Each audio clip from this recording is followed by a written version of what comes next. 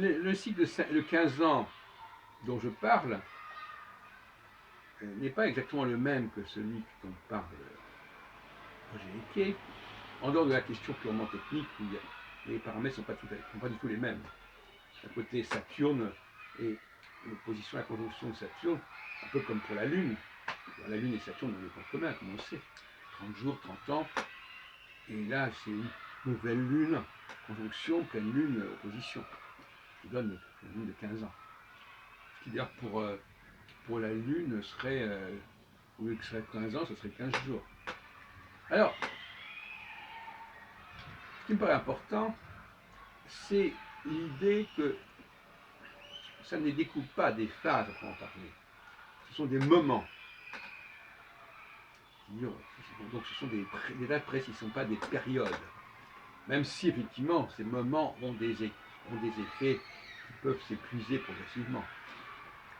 Mais le moment d'impulsion, le moment où l'individu se recharge et trouve une nouvelle énergie, c'est tous les 15 ans, ce n'est pas des périodes qui n'en finissent pas.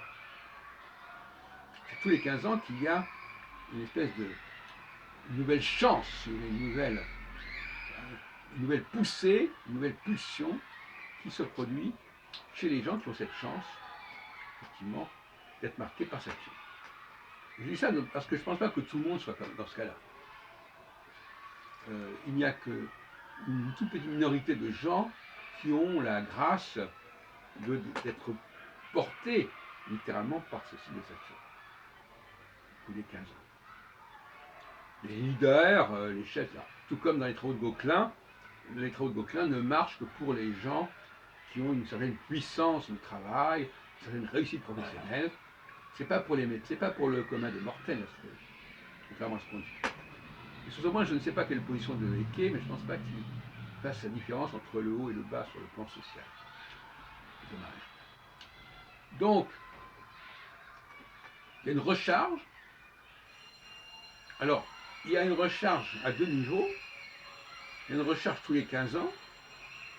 Et puis il y a une recharge quotidienne. Parce que Saturne repasse tous les jours sur sa position. Non pas sur le plan de la révolution, mais sur le plan de la rotation. Au niveau des maisons. Les maisons, c'est la rotation, les signes, c'est la révolution.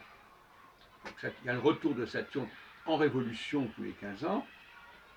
Si on prend le retour en syzygie, c'est-à-dire conjonction, opposition. Et puis, il y a le retour de la planète quotidiennement. Et les gens qui sont vraiment inspirés et qui sont portés par le cosmos sont des gens qui ont tous les jours une nouvelle impulsion. Qui tous les jours se remettent en question, tous les jours repartent de plus belle. Et ça non plus, c'est pas donné à tout le monde. Si on n'a pas cette énergie-là, on ne fait pas grand-chose. Et d'autre part, je terminerai là-dessus, ces personnages-là sont très précieux. Parce que vous mettez ce personnage-là quelque part, il va se passer des choses, il va booster, il va féconder le domaine où vous le placez. Et puis si ce personnage-là n'est pas là, ben, il y a des chances que si ce type de personnage-là n'est pas là, il y a des chances que le domaine en question périclite, stagne, par rapport à d'autres domaines où justement il y aurait des personnages de ce type-là.